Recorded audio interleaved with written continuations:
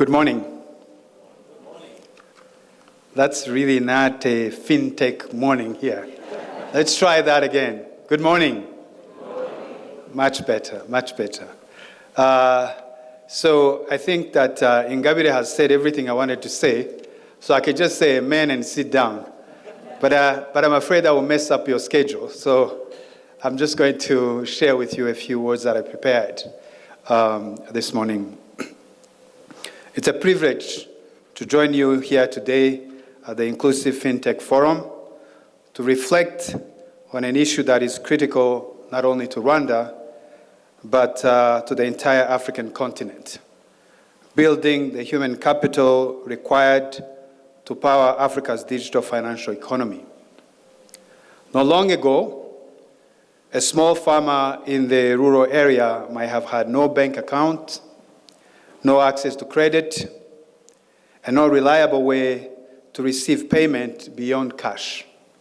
Today, that same farmer can receive payment instantly on a mobile phone, access microloans through digital platforms, and participate in markets far beyond their village.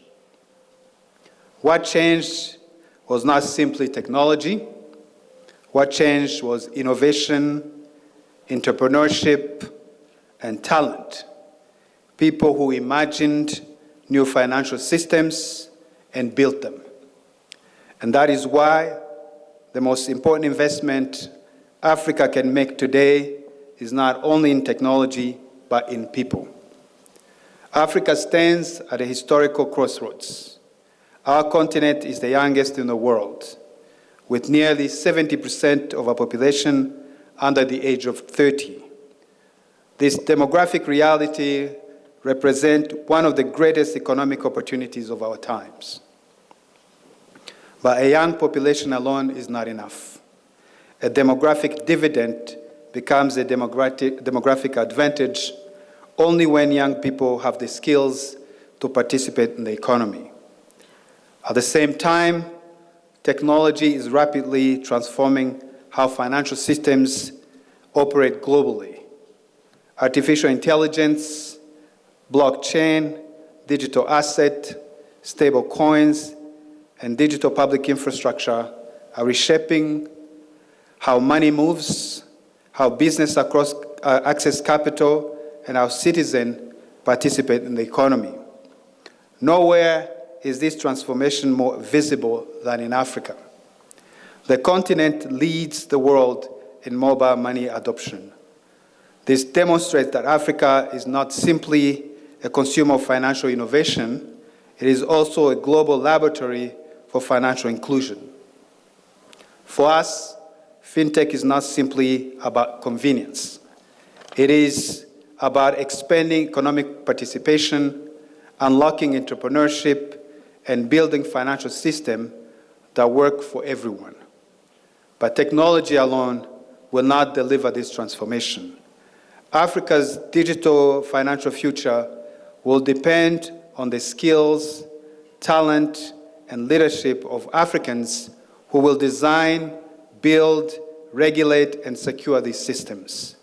And that means our classroom today must prepare learners for financial systems that do not yet exist. The reality is that the future of Africa's financial system is already sitting in the classroom today. Our schools, universities, and technical institutions must therefore evolve beyond traditional curricula. They must develop capability in data science, artificial intelligence, cybersecurity, financial technology, and digital regulations, just as they cultivate problem-solving, ethical leadership, and entrepreneurial thinking. We must therefore prepare our students not only to use financial technologies, but to create them, to design payment systems, build AI-powered financial services, develop blockchain solutions, and create inclusive financial products that responds to Africa's realities. In Rwanda, we are taking deliberate steps to building this foundation. Through our smart education initiatives, we are expanding digital infrastructure across schools so that learners everywhere can benefit from a connected and enabled technology.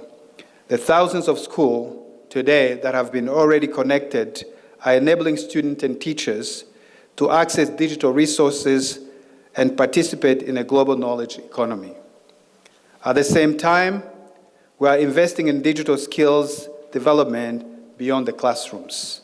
We are strengthening partnership with industry while investing in innovation ecosystem such as Kigali Innovation City, where universities, technology companies, and startups come together to develop talent, conduct research, and build solutions that will shape Africa's digital future.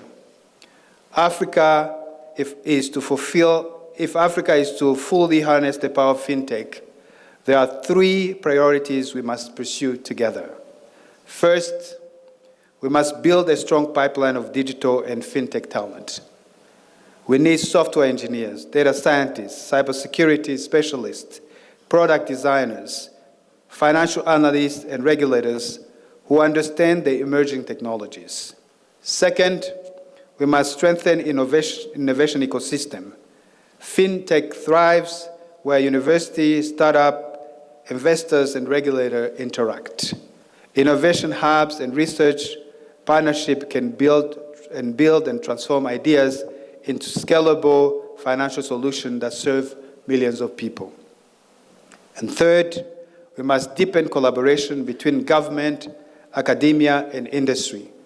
No single institution can build Africa's digital financial future alone. Public-private partnership can combine policy leadership, research expertise, and technological innovation to accelerate progress. Because ultimately, fintech innovation may start with code, but it succeeds with talent. Distinguished guests, our task is clear. We must create an Africa where every young person is equipped with the skills, opportunity, and resources needed to succeed in a digital economy. Achieving this will require the collective commitment of us all, educators, policymakers, and industry leaders.